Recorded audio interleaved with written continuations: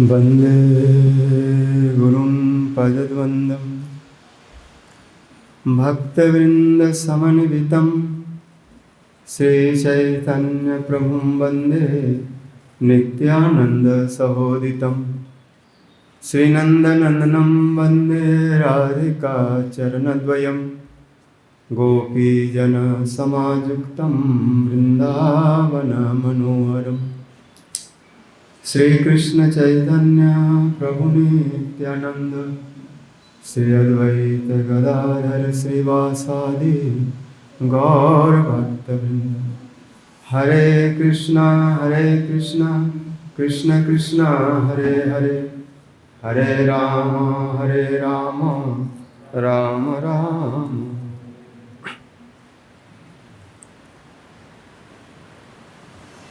सर्वाग्रे मध्य गुरुपाद पद्म निकला पृष्ठों विष्णुपाद अष्टोत्तर सस्य भक्ति जीवन जनार्दन गोसाई महाराज निकला पृष्ठों विष्णुपाद अष्टोत्तर भक्ति वेदांत नारायण गोसाई महाराज तथा समस्त रूपानुग वर्गों के चरणों में अनंत कोटि दंडवत प्रणाम करते हुए अहेत की कृपा की प्रार्थना करते उपस्थित समस्त वैष्णव जन्मात्र जन सभी के प्रति वंदन अभिनंदन। हम लोग पुरुषोत्तम मास व्रत पालन करते हुए श्री पुरुषोत्तम भगवान श्री कृष्ण के गुणानुबलियों का श्रवण कर रहे हैं।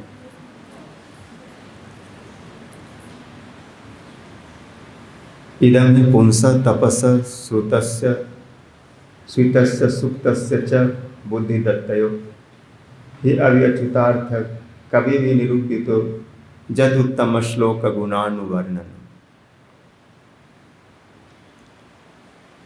जितने भी प्रकार के साधन हैं उन सब का लक्ष्य है कृष्ण के गुणों का वर्णन करना। कृष्ण के जितने भी गुण हैं वो सब कृष्ण के स्वरूप भूत हैं। कृष्ण और कृष्ण के गुण अलग नहीं है, इसलिए उनके गुणों को वर्णन करने से उनके स्वरूप का वर्णन हो रहा है। और स्वरूप में बहुत कुछ है, वैचित्र्य है।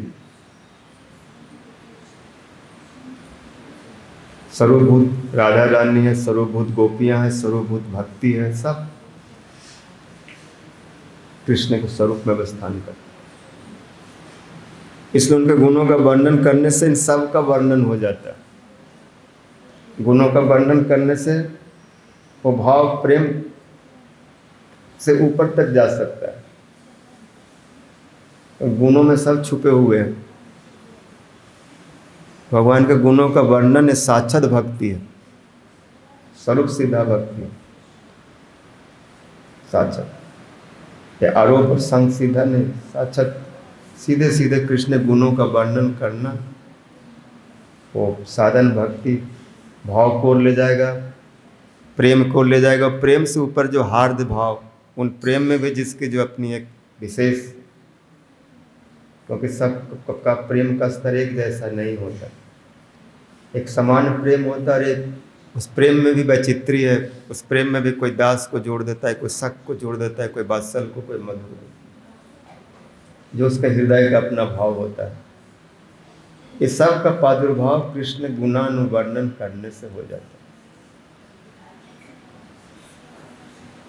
इसलिए नारद जी व्यास जी को बहुत गूढ़ सूक्ष्म बात बतला रहे हैं। आपने इधर उधर की बातें बहुत कर दी, लेकिन सीधे सीधे भगवान की बातें आपने नहीं कही। साक्षात उनके जो स्वरूप में जो अवस्थान करते हैं उन गुणों को वर्णन करिए।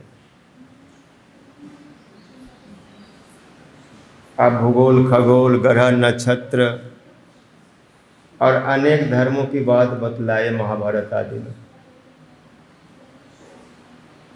सत्तू देने से हो जाएगा, लाठी देने से हो जाएगा, जूता देने से हो जाएगा, जूते दान करने से मिल जाएगा, भूमि दान का ये फल है, स्वर्ण दान का ये फल है। ये तपस्या करने से हो जाएगा, चंद्रायन कृच्छायन सब व्रत की बात बतलाए। और जग आदि करो, स्वर्ग आदि जाओ, दुनियादारी, माता पिता परिवार समाज सबकी सेवा करो, इत्यादि इत्यादि सब बातें बताए, उनको धर्म बोले। अब धर्म का मतलब करना चाहिए, धारण करना चाहिए। तो कितने धर्म है, तो आदमी एक एक अंग में ही उलझ जाता है। ये धर्म तो है लेकिन परम धर्म नहीं, एक पार्ट है। इसके द्वारा भी भक्ति को ओर जाया जा सकता है, लेकिन ये संपूर्ण धर्म नहीं। एक अंग से अंगी को ओर जाना।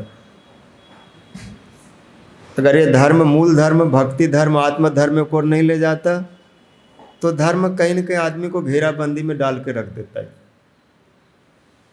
इसी घेरे में खड़े रहो, आगे और कुछ करने की जरूरत नहीं। ये दुनियादारी समाज व्यवहार लेके बस मरो। धर्म है, करना चाहिए,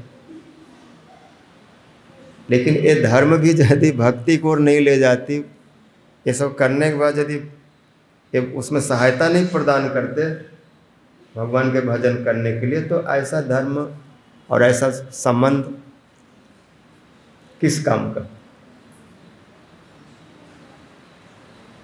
तो आपने उनको स्पष्ट नहीं किया। नारद जी जब उनको बताया तब बाद में उन्होंने स्पष्ट किया कि जो भगवान की भक्ति की ओर न ले जाए, जिस भगवान की भक्ति से, भगवान के गुणों को कहने सुनने से जीव जन्म मृत्यु के बंधन से छूट जाता है, भगवान को प्राप्त कर लेता है। यदि ऐसा कोई भी धर्म उस पथ को न ले जाए, तो चाहे कोई भी हो, माता हो, पिता हो, स्वजन संबंधी हो, गुरु हो, देवता हो, उस स्थान का अधिकारी नहीं है। मतलब जो भक्ति न कराए वो माता पिता नहीं है। जिस देवता के आशीर्वाद से भगवान में मन न लगे, ऐसे देवता को प्रणाम करके और उनकी भक्ति करने से भी क्या होगा।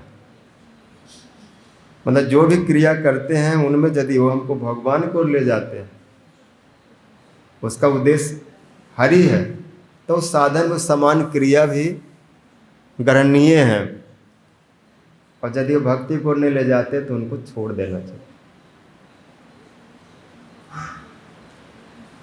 ये बहुत गूढ़ बात है, लेकिन भक्ति रसामृत सिंधु आदि में रूप गोस्वामी जी ये सब स्पष्ट किए।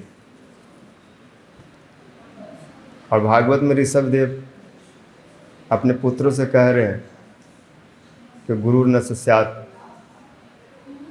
पिता न स्यात्, जननी न स्यात्, दैवम न तत्स्यात्, पति न स्यात्, न जत समुपेत मृत्यु। गुरु बहुत ऊंचा स्थान होता है, लेकिन वो गुरु भी यदि भक्ति की ओर न ले जाए, साक्षात भगवान की सेवा में न लगाए, दुनियादारी में उलझा दे, तंत्र मंत्र षड्यंत्र में फंसा दे, ऐसे बहुत गुरु घूमते रहते हैं, ऐसा करते ऐसा कर, संसार के तुच्छ वस्तुओं में लगा दे, तो ऐसे गुरु को गुरु नहीं कहा जा सकता। ऐसे माता पिता भी बालक के लिए गुरु कहे गए, लेकिन जो माता पिता केवल बालक को इतने ही सिखाते हैं कि तुम्हारा पेट भर जाए, इतना पढ़ लिख लो, ऐसा नौकरी कर लो बस, और उसी में रहो, तुम अपना पेट भरो, मेरा पेट भरो बस। मातो पिता बालक बोलावे ही, उदर भरे सोई धर्म सिखावे। ऐसा धर्म सिखाते जिसे तुम जी लो। किस लिए जी लें? जीने का भी तो कोई अर्थ है, बस ऐसे जी लें। तो हम जी रहे हैं और पढ़े लिख कर, कोई पशु पक्षी बिना पढ़े लिखे जी रहे हैं, तो दोनों का जीना बराबर ही होगा। केवल जीना ही जीवन का तात्पर्य है। तो हम इतने स्कूल कॉलेज में क्यों पढ़ाया लिखाया गया, इतना क्यों हमको मेहनत करना पड़ रहा है? हम भी ऐसे घास फूस खा के जी लेंगे। तो हम में विवेक है, हम में समझ है, हम भगवान की भक्ति कर सकते, सेवा कर सकते। भगवान ने हमारे हाथ पैर नाक मुंह तो सब दिया है, मनुष्यों में पशु में समान रूप ही है, लेकिन एक अधिक मनुष्य को दे दिया, उसमें विवेक है, समझ है, वो धर्म को जानता है। वो सही से कार्य कर सकते हैं। पशु तो आपस में ऐसे भिड़ जाते हैं, कोई किसी को पहचानते नहीं। जब बंदरों की लड़ाई होती है तो माँ बाप भाई बहन जो सब एक दूसरे को नोच चिढ़ देते हैं। अगर हम भी ऐसे पशुओं जैसा केवल जीवन जीते रहें, विवेक का प्रयोग न करें, तो फिर हम उससे बेकार। तो मनुष्य में विवेक की प्रधानता है और उस विवेक के द्वारा भगवान के गुणों का चिंतन कर सकता है, बुद्धि का प्रयोग कर सकता है, मन को भगवान में लगा सकता है, अपने स्वरूप को भगवान में लगा सकता है।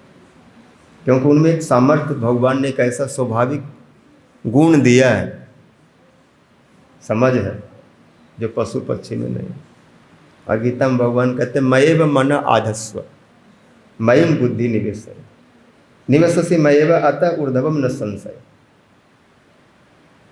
विवेक के द्वारा अपने को समझना है, मैं कौन हूं, समझ करके अपने स्तर पर पहुंचना। मैं ये इंद्रियां तो नहीं हूं, ये हाथ पैर नाक मुंह ये तो मैं नहीं।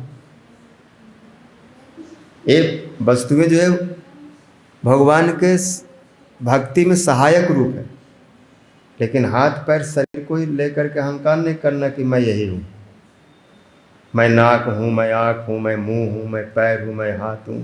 इसी में लोग लगे रहते। थोड़ा सा काला हो गया तो चमकाते रहते हैं, क्योंकि उसको अपना मान लिया।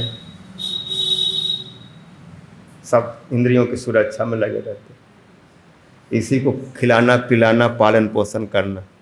लेकिन भगवान कहते इसमें मत उलझो, इससे ऊपर की सोचो। इंद्रियाणि प्राण्याहु इंद्रियो भय, इंद्रियों से परे जो है वो मन है। वैसे कर्म इंद्रिया में ज्ञान इंद्रिया श्रेष्ठ होता है, गुण में भी ज्ञान में मन, और मन से ऊपर बुद्धि है और बुद्धि से ऊपर आत्मा है। इसलिए मन से ऊपर बुद्धि के द्वारा विचार करो कि मैं कौन हूं, विवेक करो, और उस आत्मा में अपने स्वरूप में स्थित होकर के बुद्धि पयो परस्तु जन एवं बुद्धम परम बुद्धवा संस्तप आत्मनि आत्मनि जहो शत्रु महाबाहो काम रूपम दुरासदम।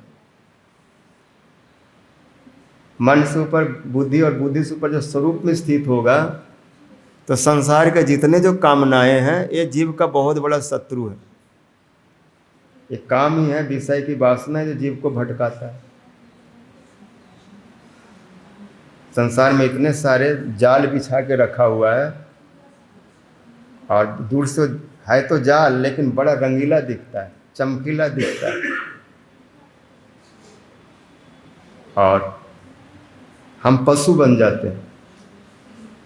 जैसे कोई खरगोश हिरन कोई देखता है सामने कुछ जाल लगा हुआ है, लेकिन वो जाल को समझता नहीं रंगीला जाल है और उसके पीछे कुछ खाने पीने का पड़ा हुआ है। तो पहले तो जाल को देख कर आकर्षित होता है, क्या है, उसको एक कौतुक होता है, पास में जाता है तो कुछ खाने पीने को देखता है, बस उसमें घुस जाता है, और जब निकलता है तो बस फंस जाता है। तो माया भी पल पल में जाल बिछा करके रखा हुआ है, और हम कामना वासना के द्वारा उस जाल में फंसते हैं।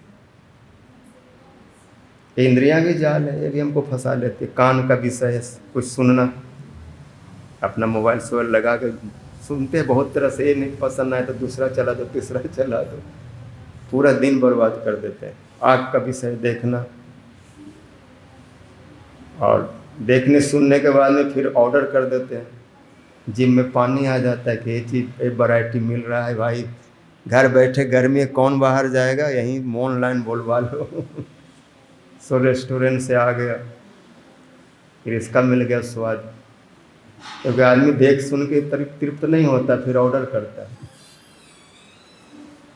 फिर खाता है, और बाहर का मंगा के खाया उल्टा पलटा, नमक मिर्च मसाला कैसा तेल क्या मिला था, उसके बाद में हाय मारा। हाय राम तो करता नहीं, फिर हाय मारा बस। इस प्रकार से कहते हैं कि इन कामनाओं को छोड़ो, इन विषयों में आँख का, नाक का सूंघने का विषय है, वो अलग अलग गंध मंगवाता है, सब इंद्रियों का विषय। छूने के लिए सॉफ्ट सॉफ्ट गद्दा चाहिए, तकिया चाहिए जो त्वचा को सुखकर हो। ये रूप रस गंध शब्द स्पर्श, इसमें उलझ जाता है।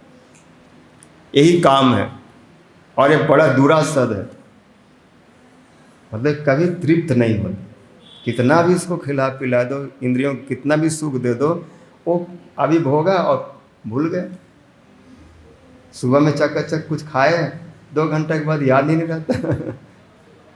कोई भी विषय भोगो, दूसरे क्षण आदमी भूल जाता है हमने कुछ भोगा था कि नहीं, याद ही नहीं रहता। तो कभी इनको कितना देने की चेष्टा करे, आँख नाक कान मुँह आँख आदि इंद्रियों को, लेकिन अभी तक तृप्त नहीं हो रहे। क्योंकि विषय और जड़ीय वस्तु से तृप्ति नहीं हो सकती, क्योंकि सुख नहीं, तृप्ति नहीं, रस नहीं है, ये आनंद नहीं है। ये तो एक भ्रम है, एक स्वप्न जैसा लगता है इंद्रियों का सुख मिलेगा, इंद्रियों सुख से सुखी हो जाऊंगा। वो मृग मरीचिका जिसको कहा गया, हिरण जितना भी दौड़ ले पानी समझ के मरुभूमि में, लेकिन पानी कभी नहीं मिलना उसको, वो पानी पानी कह के मर जाएगा। लेकिन विश्वास उसका नहीं टूटता, उसको लगता है पानी है। ऐसा रिफ्लेक्ट होता है सूर्य का किरण बालू के ऊपर, पानी पानी दिखता है। संसार में भी ऐसे देख करके लगता है रस ही रस है, आनंद ही आनंद है, सुख ही सुख है। भागते रहो भागते रहो। इसलिए कहते इंद्रियों के सुख से ऊपर उठ करके, कामनाओं से ऊपर उठ करके अपने स्वरूप में आने की चेष्टा करें। और स्वरूप में जीव तभी तक जाएगा जो स्वरूप का जो मूल जो है, जिनसे स्वरूप आत्मा प्रकट हुई है, जब उसका चिंतन करेंगे। क्योंकि हम उनसे हुए लेकिन अणु है, बहुत कमज़ोर है, और हम इतनी शक्ति नहीं कि माया को मार करके भगवान का भजन कर लें। हम माया को मारने जाएंगे तो हम तो इतना छोटा है, मच्छर हो हाथी जैसा है, मारने जाएंगे तो एक ही फूंक में उड़ा देगा ना, ऐसे दबा देगा। कहाँ पैर के नीचे हाथी के साथ साथ कोई मच्छर भिड़ सकता है? तो माया को भगवान कहते हैं बहुत बलवान है, बलवती है। मम माया दुरत्य देवी हिसा गुणमयी। ये रजोगुण तमोगुण सत्व गुण के द्वारा निर्मित जो माया है, वो जीवों को गुणों में उलझा करके इतना बुरा ढंग से पीटता है कि उससे निकल नहीं सकता। जैसे रस्सी में किसी को बांध दो और फिर मारो, क्या करेगा वो? हमारा स्वभाव रजोगुण का है, रजोगुण में हम बन जाते हैं। ऐसे चटक मटक खाने का आदत होता है, उसमें ऐसे बंधे हुए हैं कि उसके लिए अगर 2 ऑप्शन मिल जाएगी, कथा हो रही, कथा में चलना, और एक बोले फ्री में हम सब कुछ खिलाएंगे, कोई पेमेंट नहीं करना होगा, हम वो दे रहे हैं, क्या बोलते हैं, कोई फेस्टिवल, कोई जन्म तिथि कुछ मना रहे हैं। तो आदमी इतना विवश होता है, कथा वथा छोड़ो पहले फ्री खाने चला जाता। ऐसे इंद्रियों का सुख। तो ये जो है गुण में जो जड़ीय जो वस्तु है, जीव उसी में उलझता है, उसी गुणों में बनता है। बढ़िया खाना, बढ़िया पहनना, बढ़िया उड़ना, बढ़िया सोना, एक प्रकृति के गुण है, और आदमी इसमें बड़ा उलझता है। देखो लोग प्लान करते रहते कैसा सुंदर बनाया जाए, अपना घर कैसा सुंदर बनाया जाए, कैसे सजाया जाए, कैसे उसको ये सब, कैसे ये हो, ये सब जड़ीय वस्तुओं को ही लेकर के उसी में कुछ सुख ढूंढने के लिए प्रयास करते रहते हैं। और वो रस्सी में ऐसे बन जाते हैं कि फिर उनको होश नहीं को भगवान का भजन करें। इसलिए गुणमयी, ये जो गुणमयी माया जो है दुरत्या, अनेक वैचित्र्य को प्रकट करती, और इसमें उलझा व्यक्ति को भगवान के नाम गुण रूप लीला कथा अच्छा नहीं लगता, क्योंकि अलग वस्तु है, अलग वस्तु है। इसमें उलझा, उसमें उलझना ही नहीं चाहते। दुकानदार जो रोई बाजार सब बाजार में बैठे, उनको बोलो सत्संग हो रहा है, कथा हो रहा है, आ जाओ। अरे पुरुषोत्तम महीना चल रहा है, कथा सुनो। वो तो पुरुषोत्तम का फायदा ले रहे हैं, किसमें भक्त लोग आएंगे वृंदावन में पुरुषोत्तम व्रत करने के लिए, परिक्रमा करने के लिए, फिर अपना धंधा चलेगा। वो भी पुरुषोत्तम से मांग रहे, लेकिन नहीं मांग रहे हमारा खूब काम धाम चले, खूब विषय भोग सब आए, पैसा माल पानी, ऐसा सोचते रहे। तो उनको थोड़ा बहुत अगर कभी वो भक्ति कर भी लेते हैं तो इसलिए करते हैं कि विषय बढ़ जाए, विषय से मुक्त होने के लिए, भगवान के हमेशा सेवक बनने के लिए कोई बिरला ही ऐसी भक्ति करता है और ऐसे भगवान के नाम गुण रूप लीला कथा में उलझता है। और जब तक उसमें नहीं आएगा, उस नाम रूप कथा में यदि नहीं पढ़ेगा, उसको नहीं सुनना चाहेगा, तब तक उसका जो स्वरूप है, आत्मा को तो जान लिया, लेकिन आत्मा में कितना कुछ छुपा है और कितना बलवान है और वो क्या समर्थ है, उस चीज़ को नहीं समझ पाता। लेकिन जब आत्मा में आ करके, बुद्धि से ऊपर उठ करके आत्मा में आ करके जब भगवान के बारे में सोचता है, चिंतन करता है, उनके गुणों को वर्णन करता है, सुनता है, श्रीमता गृणता च कृष्णश्च चेष्टितम नाति दीर्घ काले न विस्ते भगवान है। जब कोई भगवान के गुणों को सुनता है और कहता है, तो उनको लाने के दो ही उपाय हैं, सुनो और सुनने को फिर बार बार उसको वर्णन करो।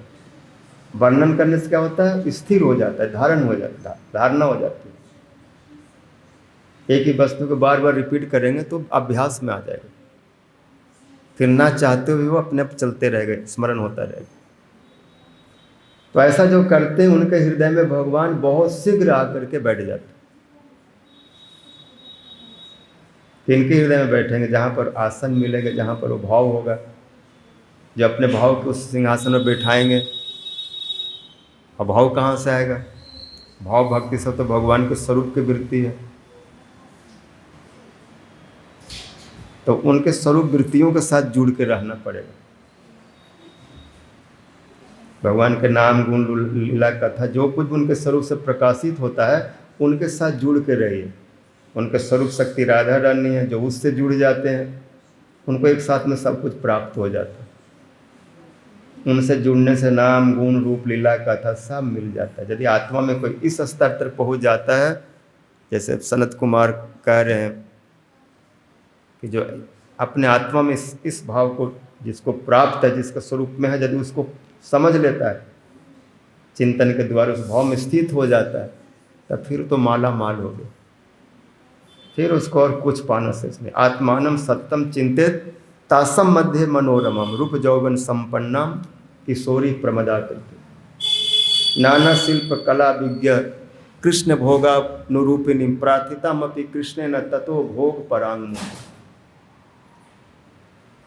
आत्मा में स्वरूप में निरंतर वो चिंतन करते हैं। जो नाम उन लीला कथा सुनेंगे और जिनका स्वरूप का उन्मेष हो जाएगा, जब वो रुचि आसक्ति के स्तर की ओर जाने लग जाएंगे, तो उनका स्वरूप का भी उन्मेष होता है, स्वरूप प्रकट होने लगता है।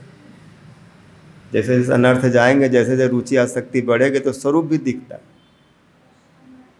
फिर दिन रात अपने स्वरूप को चिंतन करते, फिर ये जड़ीय चीज़ को ध्यान नहीं करते। फिर उनको ये नहीं लगता कि मैं ये शरीर हूँ। हमने अपने गुरु जी को देखा, उस चिंतन में बिल्कुल सब कुछ भूल जाते थे। है तो पुरुष शरीर, लेकिन उसमें उनको पुरुष शरीर का भाव भी नहीं रहता था। उससे उठ जाते, अलग हो जाते। और इतना भी मान बिल्कुल रघुनाथ गोस्वामी जी की तरह। रघुनाथ गोस्वामी जी से भाव में तन्मय होकर जैसे सेवा करना चाह रहे हैं, इतना ऊंचा भाव की सेवा की चिंतन कब आएगा? जब तक पूरा शुद्ध रूप में अपने को एक दासी, एक किशोरी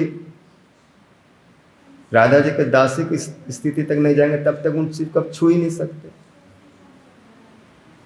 रघुनाथ गोस्वामी जी के प्रार्थना देखिए, कैसे कैसी प्रार्थना कर रहे, कैसे कैसे सेवा चाह रहे, और गुरु जी उसी तरह की सेवा, उसी तरह की प्रार्थना। कभी कभी बोलते थे कि हमारे जितने गुरु वर्ग हैं सब एक एक सेवा ले लिए, सबके पास कोई न कोई सेवा है, सब अपनी सेवा की अभिलाषा व्यक्त कर रहे हैं। कोई बोलने में माला बना के पहनाऊंगा, कोई चंदन लगाने के लिए, कोई कर्पूर तैयार कर रहे हैं, कोई तांबुल, कोई स्नान कराना चाह रहे हैं, कोई केसों को संभाल रहे हैं, कोई उसमें सुगंध लगा रहे हैं, कोई उनको अगरू सुगंधित वस्तुओं से सुखा रहे हैं, सुगंध केसों को सुगंधित, ऐसे बहुत तरह की सेवा कर। रघुनाथ गोस्वामी यहाँ तक कहते हैं कि जहाँ पर राधा रानी स्नान आदि के बाद जिस स्थान पर वो स्नान करेंगे और जाके अपने स्थान पर बैठ जाएंगे तो जगह जब गीला हो जाएगा, तो गीला होने के लिए कैसे उसको पोंछूंगा? तो बोलते पोछा नहीं लगाऊंगा, अपने केस से ही पोंछ डालूंगा उस स्थान पर।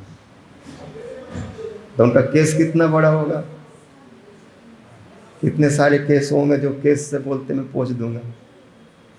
उनके स्थान जिस स्थान पर स्नान आदि कर रहे, श्रृंगारो स्थान जब थोड़ा गीला हो गया, कुछ मटमैला हो गया, अस्वच्छ हो गया, तो उसको मैं केसों से स्वच्छ कर दूंगा, केसों से झाड़ बुहार दूंगा। तो गुरु जी बोलते थे सब की सेवा ले लिए, अब मैं क्या सेवा करूं? बोले ठीक है, जब राधा जी बाहर से आएंगी सूर्य पूजन आदि करके वन से, और जब महल भवन में कुटिया कुंज में अपने महल में प्रवेश करेंगे तो द्वार पर प्रवेश से पहले पैर धोएंगे। जब पैर धोएंगे तो मैं केसों से उनके पैरों के पोंछ दूंगा।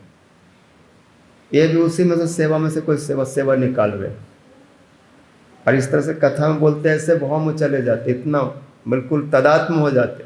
उनकी सेवा देखते थे, इनकी सेवा ठीक है, आप तो पोंछने की बात बोले, लेकिन मैं पैर को पोंछूंगा, मैं भी कुछ ऐसा कर लूँगा। क्योंकि वहाँ लाखों करोड़ों सेवा, उसमें तुझ कोई भी एक सेवा मिल जाएगा उसको करूँगा।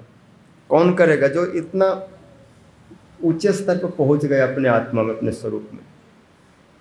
इसलिए हमने गुरु जी को देखा, बिलाप कुसुमांजलि, उत्कलिका बलरी और राधा रस सुधा निधि, ऐसे इन ग्रंथों को वो लेके नहीं पढ़ते थे, इतना उन्होंने उनको पाठ कर लिया था, इतना 1000 बार, उनके मुंह से वो सब अपने आप निकलते रहते थे और उसी भावना में डूबे रहते।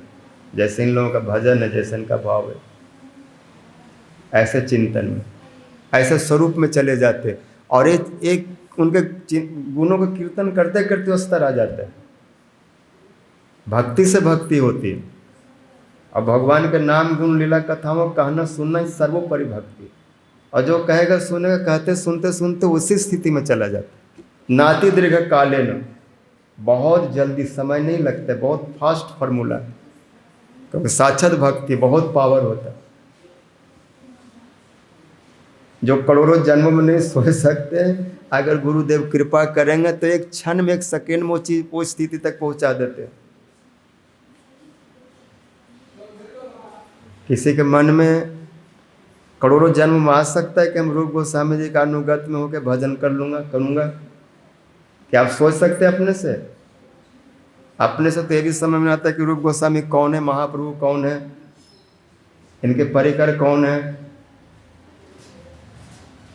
कुछ नहीं जानते। यहाँ तक कि द्रौपदी के चप्पल को भगवान अपने पेट में बांध लिए थे।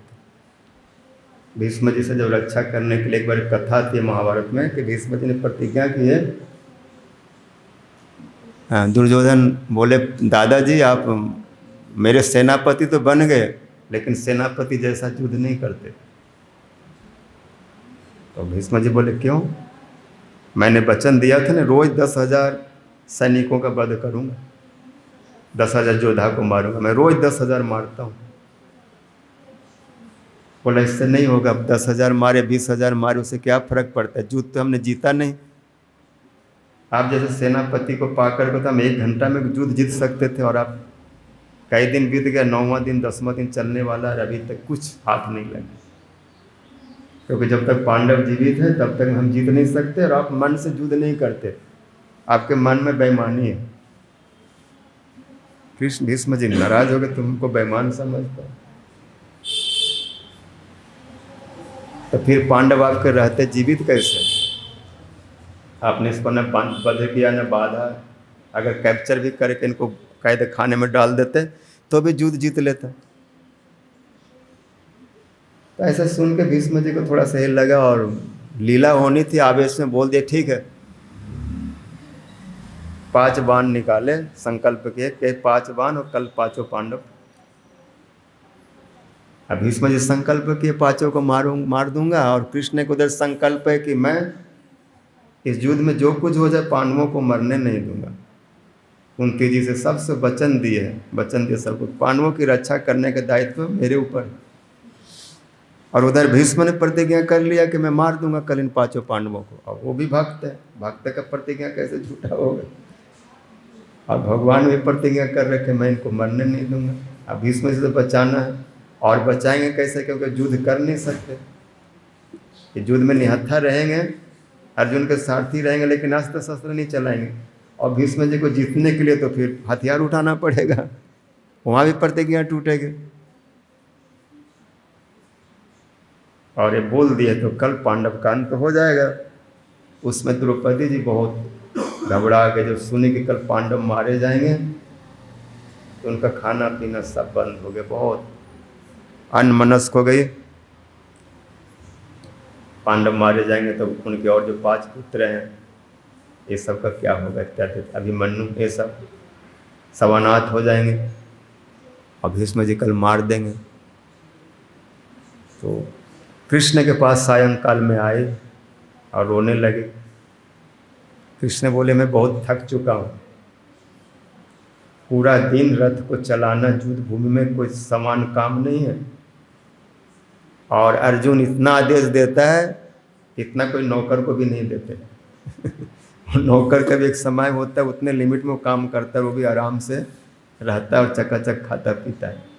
और मेरे को अर्जुन पता नहीं क्या क्या सारा दिन बोलते रहता है, ऐसा करो ऐसा करो, इधर ले चलो, फिर तुरंत नहीं इधर चलो, नहीं इधर चलो, वहाँ जाना, ऐसे हर समय उनके लिए घोड़ा दौड़ाता। वो आके तो सो गया युद्ध करके, और हम कभी सबको दाना खिलाओ, घोड़े को दाना डालो, क्योंकि जो ड्राइवर होगा वही घोड़ा को तैयार करेगा खिला पिला कर। अब इनको घास भूस दे रहा हूँ, चना गुड़ खिला रहा हूँ इनको, और घोड़ों को पैर भी दबा रहा हूँ। ये थक गए, अगर आज इनका थकावट दूर नहीं करूँगा तो कल फिर चलेंगे नहीं युद्ध में, पड़े रह जाएंगे, सो जाएंगे। इसलिए इनको स्वस्थ करना, तो पैर भी दबा रहे हैं घोड़ों को। और उसमें फिर आ गई रोने के लिए, क्या बात है। वो सब बोले केशव आप जानते हैं? बोला ठीक है। बोले देखो हम सारा दिन परिश्रम किए हैं, घोड़ों को खिला पिला दिए और विश्राम करेंगे, लेकिन 11 बजे हमारा विश्राम का समय है, अभी 9 बज रहा है। तो ऐसा करते हैं कि 1-8 घंटा समुद्र नदी के किनारे, गंगा के किनारे थोड़ा घूमें, क्योंकि सोने से पहले थोड़ा टहलना, थोड़ा स्वच्छ वायु का सेवन करने से शरीर स्वस्थ हो जाता है। फिर कल की तैयारी करें, और कल जो होगा कल देखी जाएगी, कौन मरेगा कौन बचेगा, उसके लिए अभी से क्यों इतना परेशान हो। अगर आपको रहा नहीं जाता तो किवाड़ बन करके रोवो, और मैं तो समय पर सब काम करूँगा। अभी हमारा समय, भोजन कर चुके हैं, सब कुछ घोड़ों को शांत कर लिए, अब थोड़ा समय 1 घंटा टहलने का। पांडव लोग तो थक के सो गए, लेकिन मैं थोड़ा टहलूँगा। आज थोड़ा घूमने की बड़ी इच्छा हो रही, और क्यों नहीं, कैसी चांदनी रात है। इस चांदनी रात को देख करके हमें तो वृंदावन का स्मरण हो आता है, वो रासलीला की, वो भी चांद वाली रात्रि थी, और कैसे गोपियाँ मेरी बंसी ध्वनि में दौड़ पड़ी थी। सब लोग लाज मान मर्यादा त्याग करके, कौन क्या बोलता है कोई परवाह नहीं किए। पति सुतान भया भ्रातृ बांधव निसम्य गीतम तदनंग वर्धनम ब्रज स्त्रिया कृष्ण गृहीत मानस आ जगमुर अन्यम अलक्षित उदमा सजत्र कांतो जबलोल। वो सब आ गई थी मेरे पास।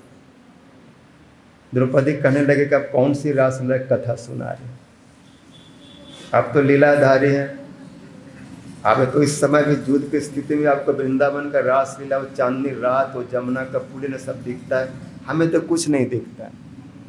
हमें तो खाली अभी हमारे पति दिख रहे हैं। कृष्ण कह रहे हैं कि उस भाव में जाने के लिए सब पति वति भूलना पड़ेगा। जैसे गोपियों ने मेरे पर पूरा विश्वास करके सब कुछ भूल गया था मेरे प्रेम पाने के लिए। पति सूत सब परिवार सब त्याग करके आए थे। अगर मेरा अनुग्रह पाना हो कुछ है, और अगर मेरे साथ घूमने की इच्छा हो इस चांदनी रात्रि में, तो आप चल सकते मेरे साथ, मेरे पर अगर विश्वास हो तो। और नहीं तो आप भी पतियों को पकड़ के घर में रोते रहिए, मैं तो जा रहा हूँ। कृष्ण 2 तरह की बात कर रहे, एक तरह ऐसा बात करें मेरे साथ चलो, और फिर बोले मर्जी आपकी, जबरदस्ती भी नहीं। तो द्रौपदी को लगा कि ये तो लीलाधारी है, कुछ न कुछ जरूर एक लीला करेंगे और कृष्ण के साथ चलना, कुछ न कुछ लीला देखने को मिलेगा। और ये बोल भी रहे हैं लेकिन आदेश भी नहीं करे कि चलना ही पड़ेगा। परीक्षा एक तरह के कि मुझ में कितना विश्वास है। द्रौपदी बोली, केशव आपको जो अच्छा लगता है मुझे भी वही पसंद, मैं भी आपकी सखी हूँ। आपको इस चांदनी रात्रि में घूमने की इच्छा है तो द्रौपदी क्यों नहीं आपके साथ विचरण करेंगे, चलो आपके साथ मैं भी घूमती हूँ। अब कृष्ण उनको लेकर चले तो रोज जो जाते थे कुछ दूरी पर जाकर लौट आते थे, लेकिन आज चले से चलते रहे, लौटे नहीं। चलते चलते रात्रि का 3 बज गए, 4 बज गए। अब द्रौपदी बोले, अब तो चलिए, अब तो सुबह होने वाला है। और हम तो चलते चलते कौरवों के शिविर को चले आए। ये तो कौरवों का सब समियाना लगा हुआ है, टेंट लगा हुआ है, शिविर लगा हुआ है। यहाँ पर पितामह विराजते, सेनापति, यहाँ पर सब दुर्योधन, शकुनी, कर्ण, दुशासन, ये सब इन लोगों के क्षेत्र में हम चले आए। तब कृष्ण बोले कि चली तो आई हो, लेकिन पैर में जो ये जो जूतियाँ पहन रखी है ऊंची एड़ी का, क्योंकि पंचाल के थी, पंजाब के द्रौपदी महाराज, तो उधर के लोगों का जो जूते होते हैं थोड़ा सा ऊंची एड़ी के होते हैं। बहुत से लोग ऊंची एड़ी का जूता ऐसे पहनते हैं पहले। तो जब उसको पहन को चलती तो उसका एक आवाज़ होता था, और उस आवाज़ को भीष्म जी पहचानते थे। वो किसी के पैर के आहट से समझ सकते कि कौन आ रहा है। और द्रौपदी का अपने चलने का ढंग, उनका पैरों का आहट अलग थे। भीष्म जी उसी परिवार से थे। कई बार द्रौपदी को अपने पास आते हुए देखे, उनके चलते हुए देखे, उनके पैरों के चाप को सुने हैं। और जो बड़े बड़े जो सेनापति होते हैं, बड़े, उनका सुनने के जो शक्ति बहुत तेज होता है। वो अगर बैठे भी हैं और कोई बाण या कोई हथियार चल जाए तो फट कर को समझ जाते, इतना वो अपने को विकसित करते इंद्रियों को।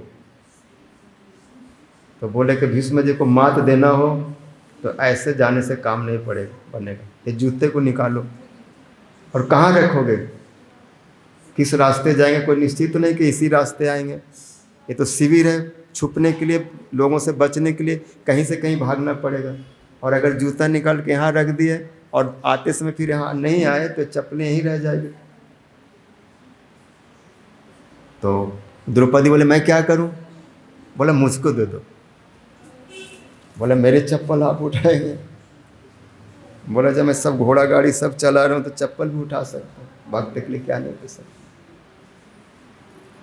कृष्ण को दे दिए। आप कहाँ रखेंगे? वो अपने पीताम्बर उतारे, ऐसे लपेटे और कमर में बेल्ट की तरह बांध लिए, इधर ऐसे घुमा। चलो, आपको चिंता नहीं, बिना चप्पल चलो, आवाज़ नहीं होगी, और धीरे धीरे पैर दबा के चलो, आस्ते से, पता ही नहीं चले कोई आ रहा है। ऐसे करते करते भीष्म जी के शिविर में बोले, इसके अंदर चले जाओ, कोई नहीं है, खाली पितामह है, सेनापति अकेले हैं और अभी ध्यान कर रहे हैं, मेरा ही ध्यान कर रहे हैं। वो नटखट मुरली वाला आज पता नहीं क्या करने वाला है, यही सब सोच में लगे हुए। ये अच्छा मौका है और उनको जाके प्रणाम करना। प्रणाम करोगे तो आशीर्वाद मिलेगा ही। बस वो गए और बहुत धीमे पहुँच करके प्रणाम के, लेकिन भीष्म जी जितना भी सावधानी से गए, पता चल गया कोई आया, लेकिन वो ध्यान में थे, आंखें खोल नहीं सकते।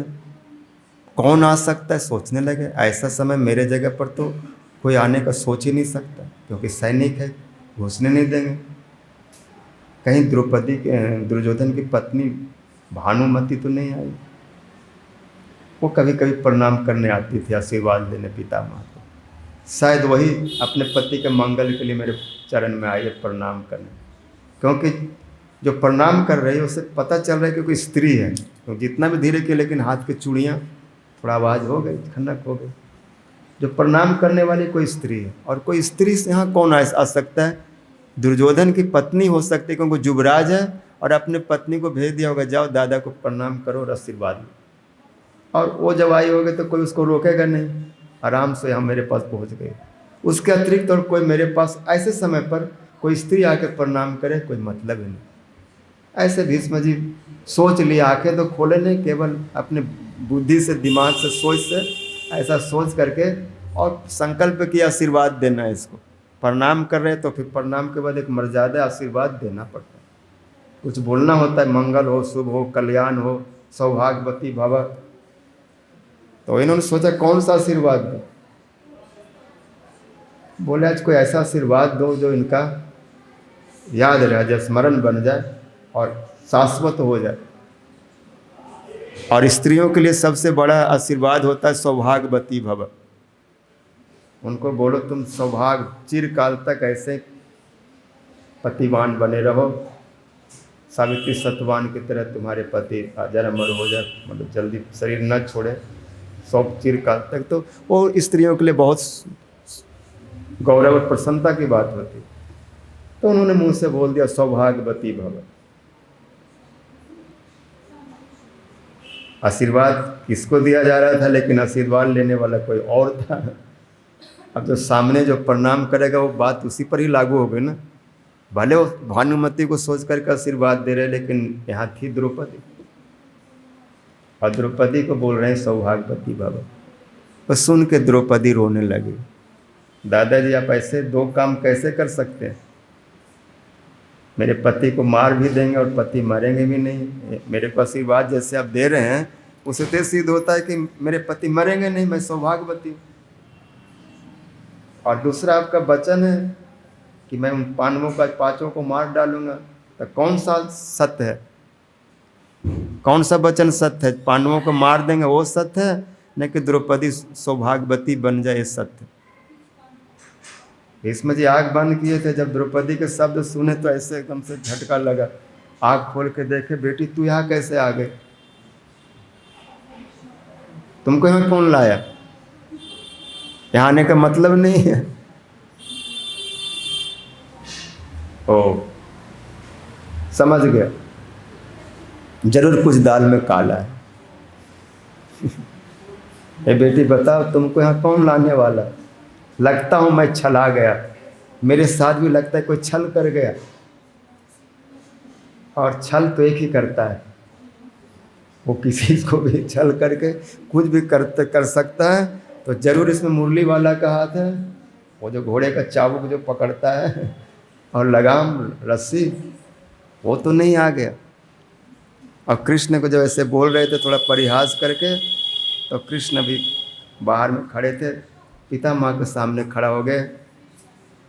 बोले पितामह मैं भी आपके आशीर्वाद के पात्र हूँ, सब द्रौपदी पर ही मत लुटा दो, परिश्रम मैंने भी किया है। भीष्म जी बोले कि तुम जो चाहेगा वही होता, बिना तुम्हारी इच्छा सब नहीं हो सकता। और कृष्ण हंसने लगे। जब वो उनकी हंसी करे तो ये भी हंसी उड़ाए। बोले पितामह जिसको आप काला कह रहे हैं, बोल रहे ना दाल में काला, और मैं ही काला हूँ, तो आपके बीच में यही दाल में काला पड़ गया। तो जिसको आप काला काला कह रहे हैं वही इनको यहाँ पर लाने वाला है। कृष्ण सीधे सीधे बोल दिया, और भीष्म भी जान गए।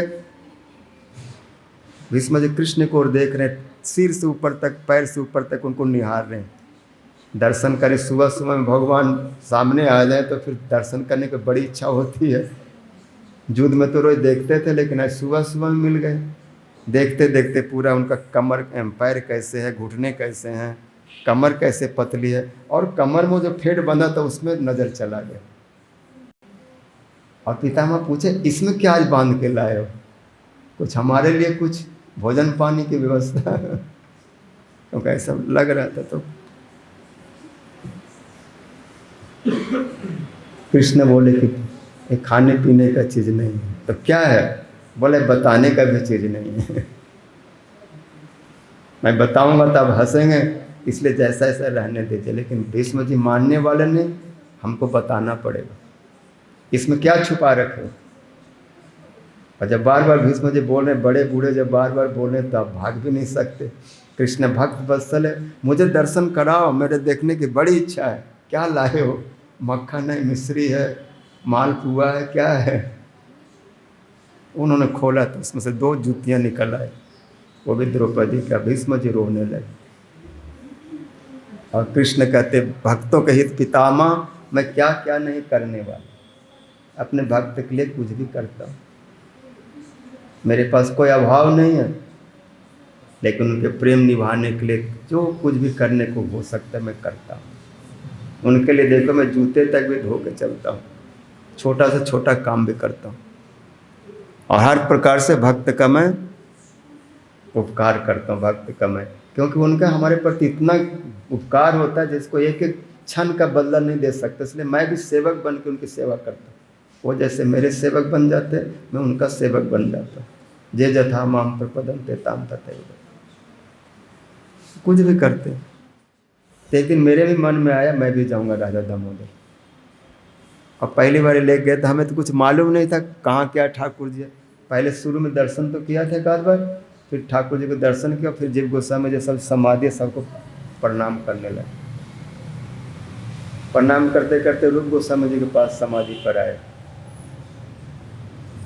और जैसे प्रणाम किए तो एक कुछ बोल रहे हैं, मैं उठा तो सुनने लग, क्या बोले, हे रूप गोस्वामी मैं एक फूल लेके आई हूँ और आपके चरणों में चढ़ा रही हूँ, इसको आप अपने सेवा में लगा लेना, इसको सेवा में लगा। तो पहले ऐसा कभी ऐसा शब्द सुना नहीं था, नया नया सुनने से, क्योंकि भाव की बात है, भक्ति की स्थिति में होता है। समान लोग समझ में नहीं आएगा क्या बोल रहे हैं। समान लोग बोलेंगे पागल है, यहाँ कहाँ फूल है और कौन सा फूल कहाँ चढ़ाया जा रहा है, लेकिन वो अपने भावना में क्या बोल रहे हैं जब तक उस स्तर पर जाएंगे तब पता चले। तो एक फूल मेरे चढ़ा रहा हूँ, आप इनको सेवा में ले लेंगे। एक स्थिति एक कोई वैष्णव किसी के लिए ऐसा प्रार्थना करे, एक करोड़ों जन्म में भी शायद हो या ना हो, और कृपा हो जाए तो एक सेकंड में भी हो सकता है। उसी दिन के बाद से समझ में आने लगा, बताए रूप गोस्वामी कौन है। तो करोड़ों साधन में, करोड़ों चेष्टा से जो चीज को नहीं पाया जा सकता, कृपा होने से वो चीज एक क्षण में वो प्राप्त हो सकता है, वो समझ में आ सकता है।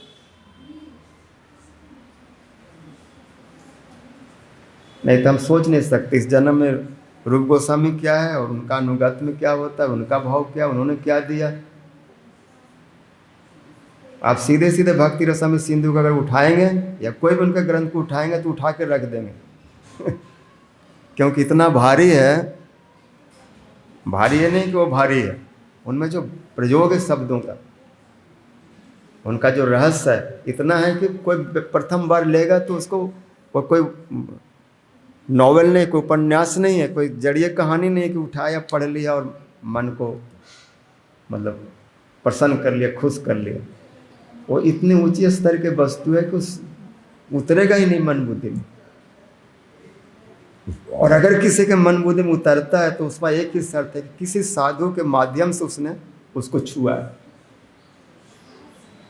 या तो किसी साधु ने कृपा करके दिया कि तुम इसको पढ़ो, वो पढ़ने में उनकी कृपा है तब उसको कुछ समझ में आएगा। कोई अपने अपने बिना किसी साधु के बताए अगर वो ले भी लेगा तो नहीं समझ में आएगा। पहले श्लोक पढ़ने से उसका सिर चकराएगा, क्या बोल रहे हैं, अखिल रसामृत मूर्ति, एक ऐसा रस, कौन सा रस। और उस रस के बारे में सोचने के लिए सारे संसार के रस को भूलना पड़ेगा। जितने भी कवियों ने जिस रस का वर्णन किया है वो केवल जड़ीय रस तक ही सीमित रह गया। भरत मुनि आदि और उसके जो और जो परवर्ती जितने जो बड़े बड़े कवि हुए हैं वो जड़ीय रस को ही रस मान करके और उसी में काव्य की रचना करते हुए बहुत वाहवाही लूटे। लेकिन भक्ति विनोद ठाकुर जी कहते हैं जड़ के जितने जो रस है, जितने जो संसार के नाम गुण रूप लीला आदि का वर्णन है, ये रस नहीं है, एक दुर्गंध है। लेकिन उसी को लोग उसी में रस ढूंढते हैं। जड़ काव्य रसोहिन काव्य रसम कलि गौर पावन रसो ही रसम अलम अन्न कथा दि अनुशील नया भज गो दुर्म कानन कुंज रमणी जड़ संग सुखम च सखे चरमे भयदम पुरुषार्थ हरम हरिनाम सुधार समत्त मतिम भज गो दुर्म कानन कुंज यदि ते हरिपाद सरोज सुधा रसपान परम हृदय सततम परहृत गृहम कलिभावमयम भज गोद्रुम कानन कुंज विद। यदि ते हरिपाद सरोज सुध। वो चैतन्य महाप्रभु के चरण कमलों के उस अमृत को, उस दिव्य रस को पीने की इच्छा हो, जिस रस को उन्होंने रूप गोस्वामी को पिलाया, हृदय से कृपा करके सब दे दिए उनको, कृष्ण तत्व, भक्ति तत्व, रस तत्व, प्रांत सब सिखाइला प्रभु भागवत सिद्धांत। भागवत के सारे सिद्धांत, कृष्ण तत्व, भक्ति तत्व, जीव तत्व, माया तत्व, सारे रस का पूरा सीमा, जहाँ तक रस का विस्तार हो सकता है, सब सूत्र में दे दी। तभी तो कहते हृदय जस प्रेरणया प्रवर्तितो बराक रूपोपि तस् हरे पद कमलम वंदे चैतन्य देवस। जिनकी प्रेरणा से मैं बराक तुच्छ रूप ऐसे भाव को जगत में स्थापित किया, वर्णन किया जो इससे पहले किसी ने नहीं किया। भाव विभाव अनुभव की बात बोले, लेकिन उसको जड़िए रस को ले गए और उस दिव्य का, उस परम रस का अनुभूति उनमें नहीं आए। वो कहीं न कहीं तर्क वितर्क में फंस गए। उनको समझ में नहीं आया कि जीव को भी भगवान के साथ ऐसा संबंध हो सकता है, क्योंकि भगवान को लोग इतना ऊपर कर दिए कि सो जीव वहाँ तक पहुँचेगा नहीं, उस रस को छू ही नहीं सकता। जीव को उसमें अधिकार है ही नहीं। जीव को अधिकार है जड़िए जो स्त्री पुरुष है, ये नल, दमयंती और शकुंतला और क्या उसको बोले दुष्यंत, ऐसे प्रेम कहानियों के तक जीव को सीमित रखा। बोले इस रस में जीव अनुभव कर सकता है, और इसी में जो कुछ उसको मिल जाए मिल जाए। इससे ऊपर को सोचे, इससे में विभाव अनुभव के व्याख्या कर दी। लेकिन कृष्ण के साथ ऐसा संबंध हो सकता है, उनके प्रति दास सख वात्सल और मधुर भाव से भजन हो सकता है। उनको कोई पति रूप में चरम आत्मस्वरूप से उनको भजन कर सकता है। वो आत्मा तक उनके गति ही नहीं है। वो काव्यों में जो वर्णन किए हैं वो केवल शरीर के इंद्रियों का ही वर्णन किए। आत्मा तो समय, आत्मा की जब बात बोलेंगे, आत्मा रस की बात बोलेंगे तो सीधे कृष्ण से जुड़ जाएगा। इन काव्यों में जो कोई सौंदर्य का वर्णन किया जा रहा है, नायक नायिका का, कैसा उनका मुख है, कैसा नाक है, कैसा हाथ है, कैसा पैर है, बहुत बोला गया, बहुत उसमें सौंदर्यता दिखाया, कितना सुंदर है, कितना शरीर का गठन है। लेकिन शेष में क्या है? शरीर क्या है? तो उसमें मल मूत्र कफ वात पित्त भरा हुआ है। तो अंदर यदि कफ वात पित्त मल मूत्र सब भरा हुआ है तो फिर क्या सुंदर है? वो तो मल मूत्र का पोटली है। जैसे कोई बढ़िया कपड़ा में, बढ़िया बैग में, चमकीला रंगीला बैग के अंदर में मल मूत्र भर दो, और कोई वो बैग देख के सोचे वाह बैग इतना सुंदर है, तो अंदर में कितना माल सुंदर होगा। और उस बैग को खोले तो अंदर में पता चला, खोलते के साथ बेहोशी आ गया, भागा वहाँ से, बाप रे बाप। तो बाहर से भले बता दिया कितना सुंदर है, ऐसे काव्यों में वर्णन कर दिया, लेकिन अंदर में जिसका स्वरूप का वर्णन किया जा रहा है, इसका आँख इतना सुंदर, नाक कान दांत बहुत सुंदर है, लेकिन सब पता चला कि ये तो सब मल मूत्र के अंदर में लगे हुए हैं। इसके अंदर में जाएंगे तो मुंह से जब लार निकलता है, छू लो तो नहाना पड़ता है, दुर्गंध आता है। एक दिन ब्रश न करो तो पता चलेगा क्या सुगंध है। नाक से, कान से, सब जगह से केवल मल मूत्र ही निकलता है। लेकिन रूप गोस्वामी जिस रस का वर्णन कर रहे हैं वो ऐसा नहीं है। वो रस राज महाभाव, वो आत्मावत है। उनका देह और शरीर का कोई भेद नहीं, आत्मा और शरीर में कोई अंतर नहीं। उस रस को बता रहे हैं। अखिल रसामृत मूर्ति प्रसिमर रुचिरुत तालका पाली कलित श्यामा ललितो राधा प्रयाण विधुर जयति। वो परम रस जो अपने आनंद में ही तृप्त रहते, लेकिन अपने आनंद से उनको खुश नहीं मिला, इसे राधा प्रयाण विधुर जयति। जो राधा जी के प्रेमानंद में जो डूबे रहते हैं, उनके अशेष हाव भाव में डूबे रहते हैं। अशेष हाव भाव धीर हीर हार भूषिते प्रभूत शांत कुंभ कुंभ कुंभी कुंभ सुस्तनि प्रशस्त मंद हास चूर्ण पूर्ण सौख्य सागरे कदा करी से सिंह माम कृपा कटाक्ष। वो कौन है? उनका स्वरूप है, स्वरूपभूत है। कृष्ण के विशेष गुण जो राधा जी के रूप में प्रकट हो रहा, वो भक्ति स्वरूप वृत्ति। यदि उस स्वरूप वृत्ति को कोई चिंतन मनन भजन करे, कथा करे, सुने, तो वो वृत्ति उसमें भी आ जाएंगे, क्योंकि भक्ति भगवान के स्वरूप की वृत्ति, और उनके स्वरूप में सब है। एक नाम गुण रूप लीला कथा जो है, किसी को भी पकड़ेंगे उससे भक्ति निकल आएगी, क्योंकि है भगवान के स्वरूप में ना। और भगवान के स्वरूप से जो भी जुड़ा हुआ है उसके संपर्क में जाएंगे तो केवल भक्ति ही देगी, क्योंकि भगवान भक्ति में प्रतिष्ठित है। भगवान को भक्ति प्रिय है, भगवान को सेवा प्रिय है, समर्पण प्रिय है। कोई बिल्कुल दास बन जाए, आप जैसा मेरा प्रयोग कर ले मैं आपका हूँ, इतना अगर कोई समर्पण कर दे तो भगवान उसको कभी जीवन में त्याग नहीं सकते। चैतन्य महाप्रभु शिक्षा दिए शिक्षाष्टक में, और चरम शिक्षा में क्या कह रहे हैं? कृष्ण के प्रति कैसा समर्पण। आश्लिष व पाद रताम पिनष्टु माम अदर्शनान मर्महताम करोतु वा जथा तथा वा विदधातु लंपटो मत प्राणनाथस्तु सैव नापर। ऐसा शब्द ऐसा कोई बोला, कहीं मिला ऐसी शिक्षा? इनकी शिक्षाओं को लोग देख करके सुन करके बाद में भजन किए और कुछ लिखे, लेकिन मूल जो सूत्रधार है, भक्ति कैसे होते, राधा माधव कैसा समर्पण होता है, चैतन्य महाप्रभु से कोई बड़ा नहीं है, क्योंकि स्वयं राधा कृष्ण वो अपने बारे में जितना स्पष्ट और जितना सुंदर और जितना सही तरीके से बता सकते हैं, बाकी लोग उतना नहीं कर सकता। और अगर कोई कह सकता है तो उनकी कृपा से कह सकता है, और अगर चोरी बदमाशी करके थोड़ा बहुत कह भी ले तो सिद्धांत नहीं कर पाएगा, कहीं ना कहीं वो मारा जाएगा सिद्धांत।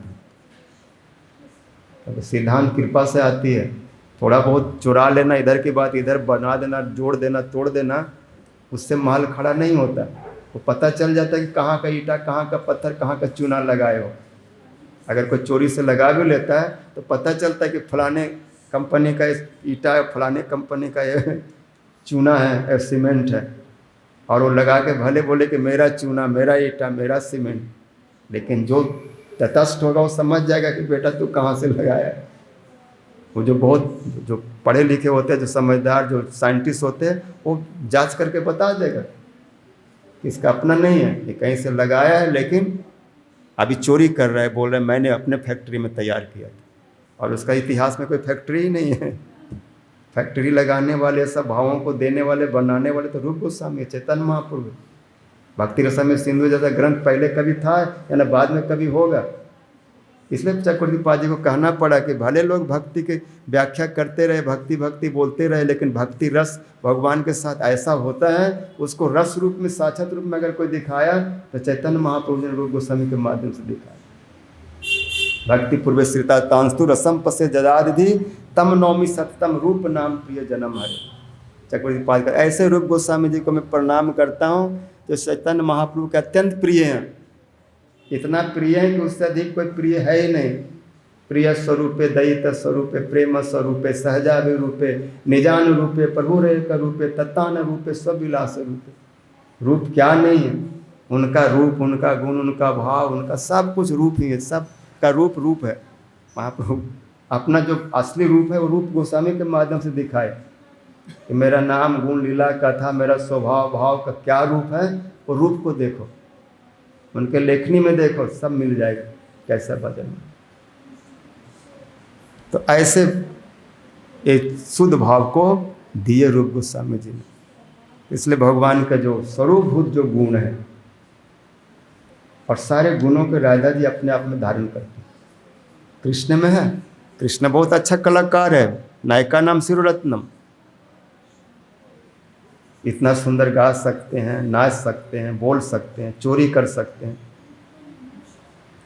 लेकिन वो भी जब देखते हैं कि मैं इतना बड़ा गाने वाले को कोई दबा देता है गाने में, ऐसे नाचने वाले को हमारे नृत्य में कोई दोष निकाल देता है, ऐसे पैर नहीं होना चाहिए, थोड़ा ऐसे होना चाहिए था, और जो गर्दन को जो लचकाए थोड़ा ऐसे लचकना चाहिए था, थोड़ा गलत लचका दिए, आपका मतलब पॉइंट कम हो गया।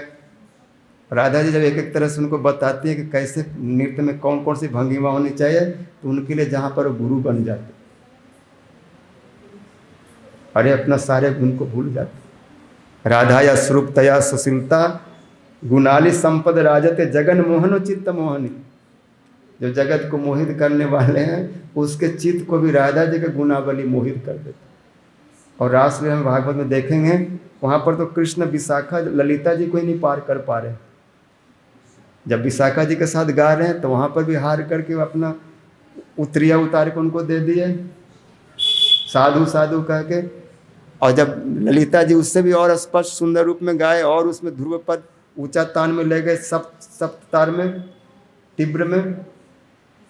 तीव्र तार में, तो उस समय कृष्ण गला ही नहीं पहुंच रहा है। उनका अलग हो रहा है, इनका अलग हो जा रहा है। स्पष्ट पता चल रहा है कि इनका जो गान है बहुत श्रेष्ठ हो रहा है, इनका गान दब जा रहा है। उसमें कृष्ण अपना जो हार था गले का वही दे दिए, जय हो जय हो। और जब विशाखा जी को दुपट्टा दे दिया और हार दे दिया कृष्ण को, ललिता जी को, राधा रानी माँ ने पूछ लिया कि अगर मैं गाना शुरू करूँगा तो हमें क्या मिलेगा। उस समय कृष्ण उनके बगल में जाके खड़े हो गए कि मैं आपका हूँ, आपके सब लीला में मैं आपका ही दास, आपका सेवक सब कुछ बन जाऊंगा और हमारे पास देने कुछ नहीं। ऐसा करके भागवत में वर्णन आता है। उसमें आता है जहाँ पर राधा जी उनको कंधे पर अपना भुजदंड रख के धारण कर रहे हैं और कृष्ण जिनके प्रेम का अधीन होकर के लीला कर रहे हैं। काचिद रास परिश्रांता पार्श्व गदाभृत जगरास्कंद बावनम। और उसके बाद जब देख रहे हैं कृष्ण सबके साथ एक जैसा नृत्य करें, राधा जी अंतर्धान होते हैं और उनको गुणों का स्मरण करके कृष्ण वहाँ पर रुक नहीं पाते। उन्हीं को ढूंढते हुए जब उनको प्राप्त किया है, उनके सारे गुणों को, स्वभाव स्वरूप को, तब कृष्ण को प्रसन्नता मिलती है। इन सब चीज़ को रूप गोस्वामी जी ने वर्णन किया, लेकिन छुपा दिए। कहीं स्पर्श किया भक्ति रसामृत सिंधु में, कृष्ण कहीं गुणों को वर्णन करके बोले इनके तरफ तो आओ, उन्हें मोह छुपा हुआ है। क्योंकि कृष्ण के स्वरूप में राधा जी है, गुणों में ही राधा जी ही छुपे हुए। क्योंकि शक्तिमान जो कुछ करता है शक्ति के द्वारा ही करता है। इसलिए कहते हैं निर्नाम निश्चय सार्था या व्यक्ति भगवतो निरपा अव्यस्य प्रमेय निर्गुण गुणात्मन। भगवान निर्गुण कहने का मतलब प्राकृत गुण नहीं है उनमें, रजतम सत्व नहीं, लेकिन गुणात्मना, अप्राकृत गुण उनके स्वरूप में ही है। जैसे उनमें दया, एक दया गुण है, भक्त वत्सलता गुण। भगवान के स्वरूप में दया गुण सब समय है। किसी परिस्थिति में ये दया उनको जाता ही नहीं, स्वाभाविक होता है। देखें कई व्यक्ति के ऐसा दया गुण होता है, उनके सामने अगर चले गए और भूखे हैं, मुंह सूख रहा है, खाने पीने को मतलब भूख लग रहा है, तो आपको कुछ बोलना नहीं, उनके सामने खड़े हो जाएंगे, तुरंत बोलेंगे इसको खाने को दो। ये पहला गुण रहेगा, बोलेंगे। हम गए, हम जब गुरु जी के पास गए, भक्ति भाई पूरी महाराज के पास जाते थे, इन्हें पहला गुण था, कोई आया एक खेते दो, एक जल दो, एक बसाओ, तुरंत ठंडा पानी लाओ, भोजन दो, उसके बाद में फिर बात करेंगे। भगवान कैसे गुण, और उनके स्वरूप में है, स्वाभाविक है। वो ये नहीं देखते कौन है, कोई भी हो, शत्रु भी आ जाए तो उसको भी वो ऐसे ही आदर देते हैं। अगर उनके सामने खड़े हो जाए, मैं आपका हूँ, शरण में हूँ, जो भी अपराध किया क्षमा करे, कोई बात नहीं बेटा, बैठ जा भंडारे में, खा ले जितना खाना है, ले जा प्रेम, ऐसे देने वाले। तैसे भगवान के गुणों को सुनने के बाद अपने आप उसमें भक्ति आ जाती है। इसलिए रूप गोस्वामी सब वर्णन किए हैं, हम लोग और आगे धीरे धीरे सुनेंगे। ऐसे भगवान है गुणात्मन, उनके स्वरूप में स्वाभाविक गुण है, वैष्णव में होता है। हरे कृष्णा कृष्ण कृष्ण हरे हरे, हरे राम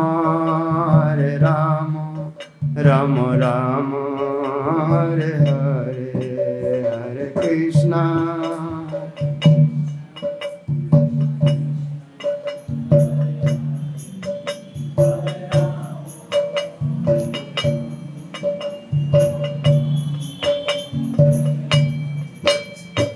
हरे कृष्णा कृष्ण कृष्ण हरे हरे, हरे राम राम राम हरे हरे, हरे कृष्णा हरे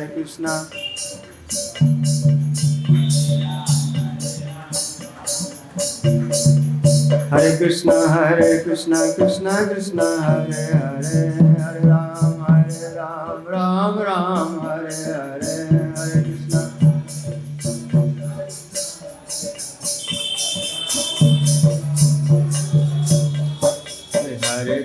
हरे कृष्णा कृष्ण कृष्ण हरे हरे, हरे राम राम राम हरे हरे, हरे Krishna.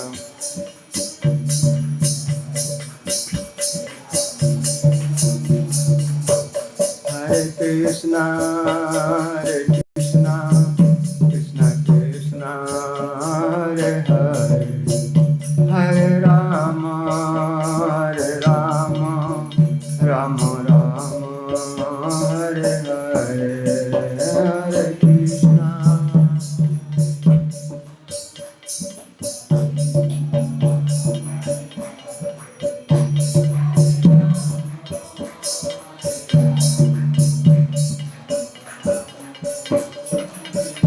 Nitai Gaur Hari Bol, Hari Bol, Hari Bol, Hari Bol, Nitai Gaur Hari Bol.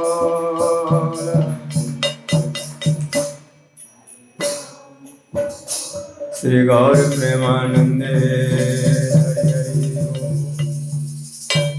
पुरुषोत्तम मास की जय, श्री गुरुदेव की जय, श्री पान गुरु वर्ग की जय, श्री गौर प्रेमानंदे।